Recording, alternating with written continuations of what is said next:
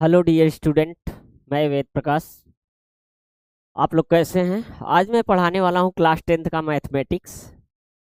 Class 10th के mathematics में बहुत सारे बच्चों ने कमेंट किया कि उन्हें अरिथमेटिक प्रोग्रेशन चैप्टर समझ में कुछ चीज़ें नहीं आ रही। तो आज से मैं अरिथमेटिक प्रोग्रेशन चालू करने वाला हूं। तो सबसे पहले इसके कुछ इंट्रोडक्शन चीज़ें समझेंगे कि क्या है ये। उसके बाद फिर इसके डीप में जाएंगे धीरे धीरे, जैसे जैसे एक एक लेक्चर आएगा आप इसके जो कॉम्प्लेक्स चीज़ें हैं वो समझते जाएंगे और फिर आपको इजी होगा सॉल्व करने में। तो सबसे पहले अरिथमेटिक प्रोग्रेशन, इसको हिंदी में बोलते हैं समांतर श्रेणी।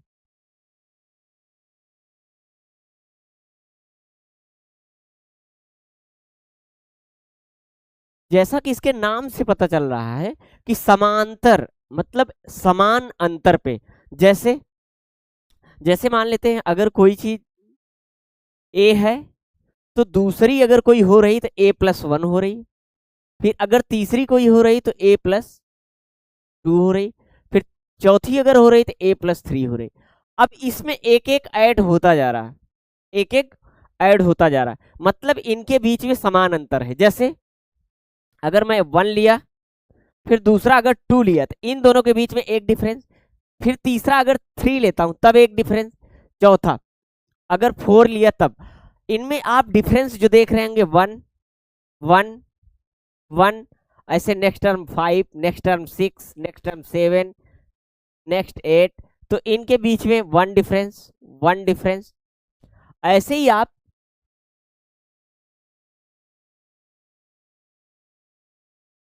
ऐसे ही आप देखते हैं तो ये पता चलता है कि ये एक दूसरे से अंतर जो इनके बीच में है वो 1 आ रहा है।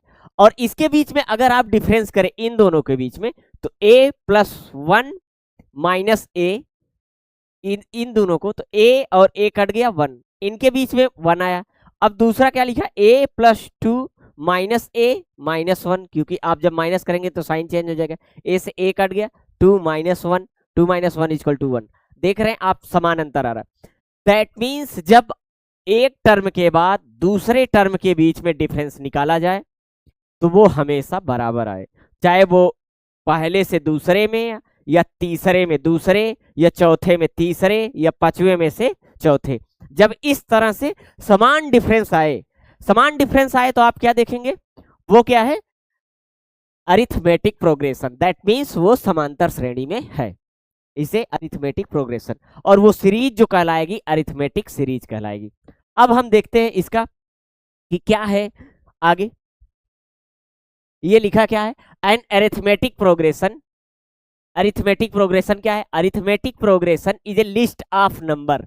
क्या है, लिस्ट ऑफ नंबर है, इन विच ईच टर्म, प्रत्येक टर्म क्या होगा, obtain by adding a fix number. एक फिक्स नंबर ऐड क्या कर रहा था, 1 ऐड कर रहा था, और दूसरे वाले में भी 1 ऐड कर रहा था। तो जब आप ऐड कर रहे थे 2 3 4 ऐसे बनते जा रहे थे, फिक्स टर्म ऐड हो रहा था to proceeding term. Proceeding term मतलब अगर ये पहला है तो ये दूसरा नेक्स्ट वाले में ऐड करना है, except the first term. First term को छोड़ के उसके बाद जितने टर्म आएंगे आप एक फिक्स नंबर ऐड करते जाएंगे प्रोसीडिंग टर्म में, तो आपको क्या मिलेगा, arithmetic progression.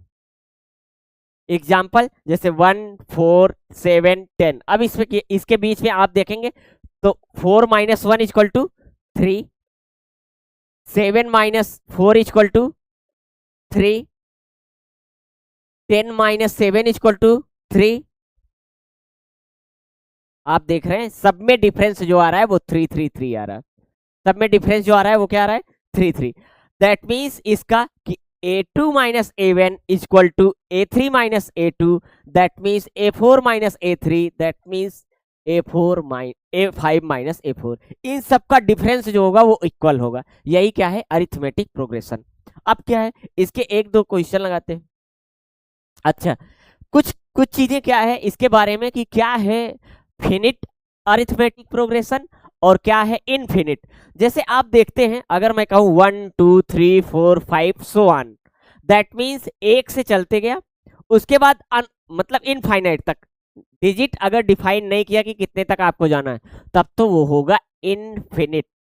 Infinite AP, infinite AP, कि उसका लास्ट टर्म आपको न दिया गया हो, इन विच लास्ट टर्म नॉट गिवन, जिसमें लास्ट टर्म नहीं दिया होता उसे इनफिनिट अरिथमेटिक प्रोग्रेशन कहते हैं। लेकिन जिसमें लास्ट टर्म दिया गया हो, जैसे 1 2 3 4 5 6 अप टू 10, तो 10 इसका लास्ट टर्म हो गया। जब लास्ट टर्म आपको दिया हो तब उसे बोलते हैं फिनिट। फिनिट मींस निश्चित कर दिया गया कि लास्ट टर्म 10 तक जाना है। इनफिनिट मतलब उसे निश्चित नहीं किया गया कहां तक जाना है, तब वो आपका इनफिनिट मतलब अनिश्चित, दूर तक आपको लास्ट टर्म पता नहीं है तो इनफिनिट। अगर आपको लास्ट टर्म पता है तो फिनिट, दैट मीन निश्चित है। तो यही दोनों की डिफिनीशन है। इसमें जैसे देखिए 159 एंड लास्ट में आपको दे दिया है 20, दैट मीन्स लास्ट टर्म आपको 29 दे दिया है, तो आपको ये क्या कर दिया, फिनिट कर दिया। एक लास्ट टर्म आपको देकर बाइंड कर दिया कि आपको 29 तक चेक करना है। और इसमें 2 4 8 लास्ट टर्म दिया नहीं, 2 4 8 6 8 16 32 64 128 ऐसे करके आप 256 जितना हो सके 512 1024 2048 ऐसे करके जितना हो सका उतने तक आप जाएंगे, तो इनफिनिट टर्म जिसमें होगा उसे इनफिनिट एपी बोलेंगे। अब इसमें का कुछ क्वेश्चन देखते हैं। अब कह रहा है कि पहला, the taxi fare after each kilometre, प्रत्येक किलोमीटर पे जब आप जाते हैं, जैसे आप टैक्सी बैठे, वो बोला कि 15 रुपए लूंगा, ये बोल रहा है कि 15 रुपया उसने मांगा पहले किलोमीटर का। पहला जब किलोमीटर गया तो वो कहा कि 15 रुपया लूंगा, मतलब जीरो जब चलना चालू किया तो 15 जब गया तो ये 15 लिया।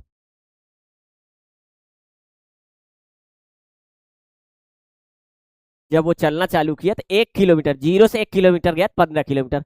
अब कह रहा after each kilometre the fair is 15 kilometre. For the first kilometre 15 kilometre था, 15 रुपए, अब 8 फॉर ईच एडिशनल। अब जब 2 किलोमीटर वो पहुंचा, 2 किलोमीटर, तो इसमें 8, फिर इसमें ऐड करेंगे 8 प्लस 8 प्लस 8 ऐसे प्लस 8, इसमें ऐड होते चला जा रहा है। अब कह रहा है कि आपको बताना the taxi fare after each 8 kilometre, यहां मान लेते हैं अगर 8 किलोमीटर, 8 किलोमीटर, 8 किलोमीटर अगर ये मान ले 8 किलोमीटर बाद आपको बताना है, तो आप क्या करेंगे, ऐसे आप ऐड करते चले जाइए। एक फिफ्थ पे क्या हो जाएगा 5, 8 प्लस 8 और होगा, 6 पे प्लस 8, 7th पे प्लस 8, 8th पे प्लस 8।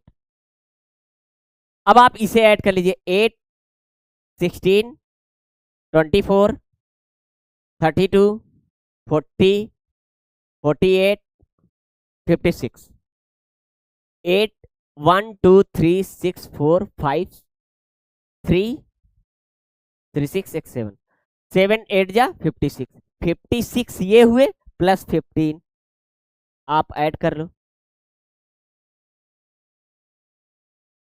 71। टोटल फेयर अगर 8 किलोमीटर बाद पूछ ले तो कितना होगा, वो होगा 71। पहला 15, उसके बाद 8 8 8 ऐड करते जाएंगे जितने किलोमीटर का वो पूछेगा, क्योंकि इन सब के बीच में कॉमन डिफरेंस 8 आ रहा है। अब नेक्स्ट क्वेश्चन देखते हैं। कह रहा है राइट द 4 टर्म, आपको कितना लिखना है, 4 टर्म लिखने हैं आप एपी।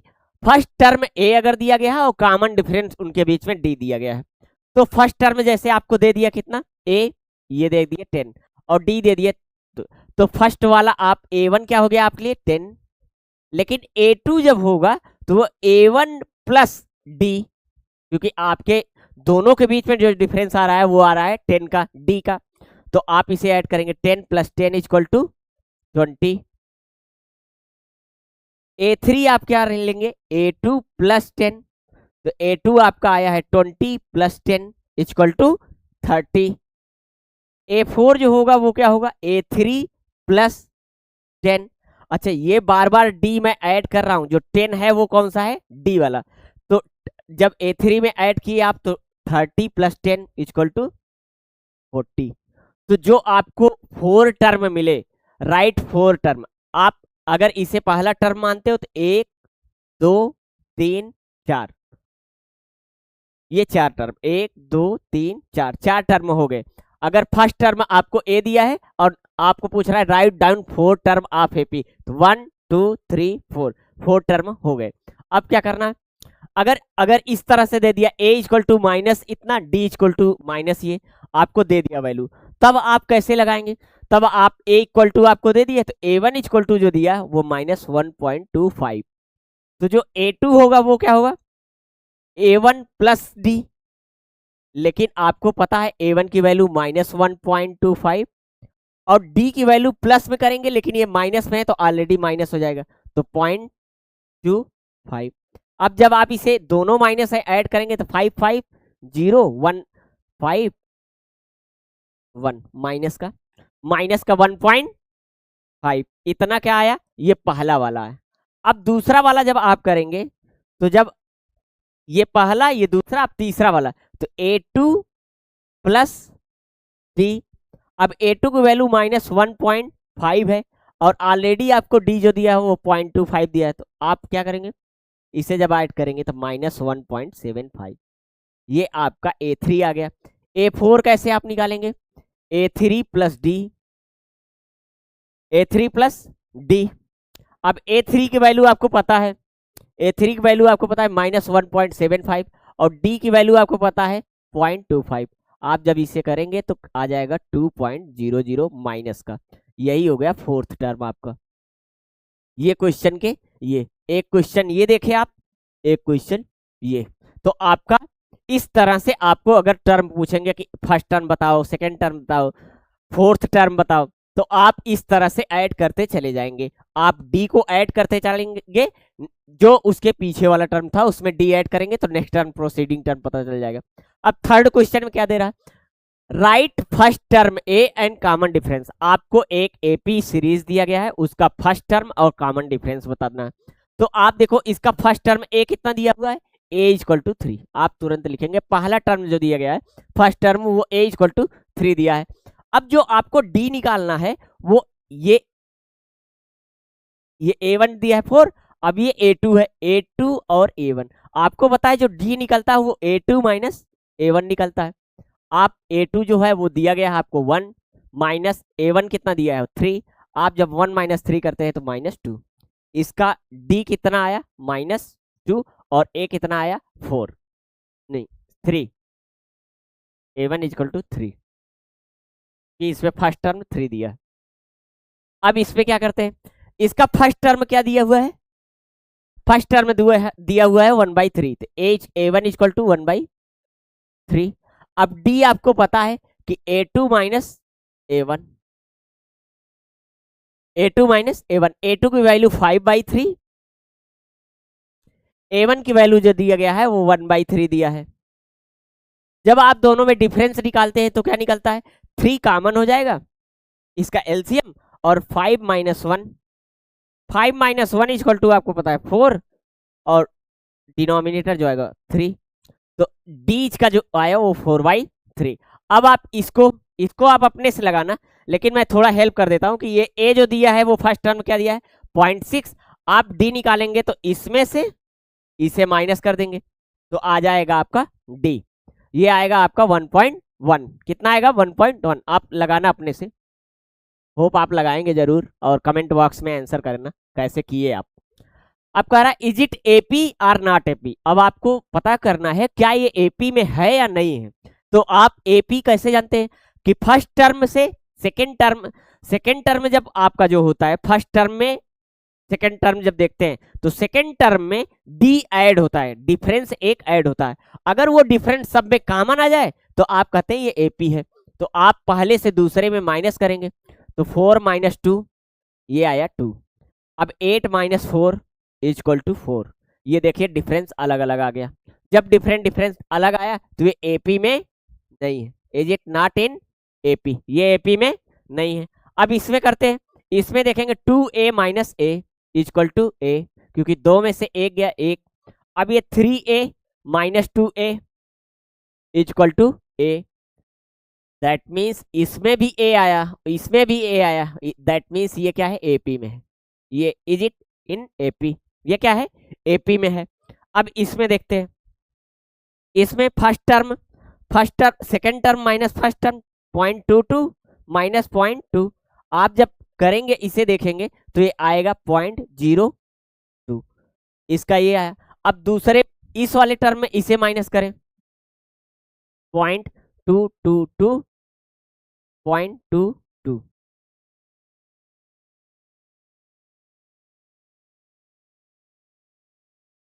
आप देखो इसमें केवल एक जीरो लग के डिजिट था, 0.02 था, इसमें 0.002 आ गया। दैट मीन्स ये एपी में नहीं है, क्योंकि इसका डिफरेंस ज्यादा कम आया है, बहुत छोटा हो गया। ये डिफरेंस 0.2 आया, 0.02 आया, और इसमें 0.002 आया है।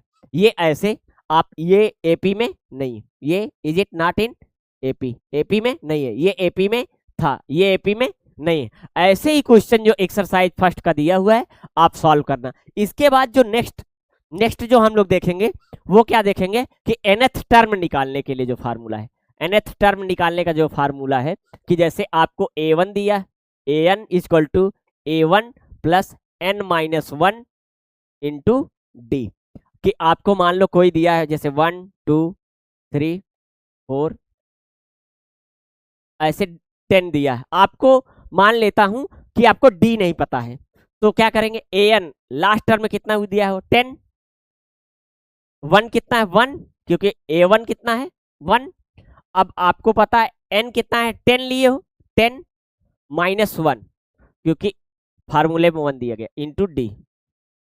अब इधर इसे करोगे तो ये 10 minus 1 equal to 10 minus 1 equal to 9 into d, 10 minus 1 equal to 9 into 9 d, 9 से 9 कट गया, डी इक्वल टू 1। अब आप देखिए क्या डी इक्वल टू 1 आ रहा है, तो आप देखोगे 2 minus 1 equal to 1, 2 minus 1 equal to 1, 3 minus 2 equal to 1, 4 minus 3 equal to 1। That means इसका जो कॉमन डिफरेंस आया 1 आया, और यहाँ जो फार्मूले से मैं लगाया, इस फार्मूले से उसमें भी क्या आया 1 आया। आप ऐसे ही नेक्स्ट वीडियो आप पाएंगे, आप देखिए, और जहां आपको प्रॉब्लम हो इसके आगे इसके जो एक्सरसाइज हैं उसे सॉल्व कराया जाएगा। आप लोग जो जहां प्रॉब्लम हो आपको व्हाट्सएप नंबर 63939287 पे आप मैसेज कीजिए, मैं आपको जितने इसके प्रॉब्लम हैं या जो आगे के वीडियो हैं वो आपको मिलेंगे। और आप लाइक शेयर सब्सक्राइब भी कीजिए और अपने दोस्तों से भी शेयर कीजिए। आपके बहुत सारे क्वेश्चन आते हैं, मैं उन्हें सब देखने की कोशिश करता हूं कमेंट बॉक्स में। आप सब्सक्राइब कीजिए जिससे मेरे नए वीडियो आपको मिलते रहें, और होप आपको सारे वीडियो मिलेंगे, और आप कंटिन्यू जितने आप वीडियो देखेंगे उतने और हमें एक बूस्टअप मिलता है, मोटिवेशन मिलता है कि मैं आपसे जुड़ सकूं और आपको और अच्छे चीज़ और अच्छे वीडियो और उससे रिलेटेड। अभी तो एसएसटी चालू करना है, बहुत सारी चीज़ें और पढ़ाना है आपको, तो आप सब्सक्राइब और लाइक कीजिए और अपने दोस्तों को भी सब्सक्राइब और लाइक कराइए, जिससे हम आपसे कनेक्ट और हो सके और आप हमसे कनेक्ट हो सके। Thank you so much. Hope आपको वीडियो पसंद आ रहे होंगे, और आप अपने कमेंट, अपने जो थॉट्स, जो कमी आपको लग रही होगी, जो अच्छाई लग रही होगी, आप जरूर कमेंट कीजिए। होप आपको मैं रिस्पॉन्स कर पाऊँ। Thank you so much.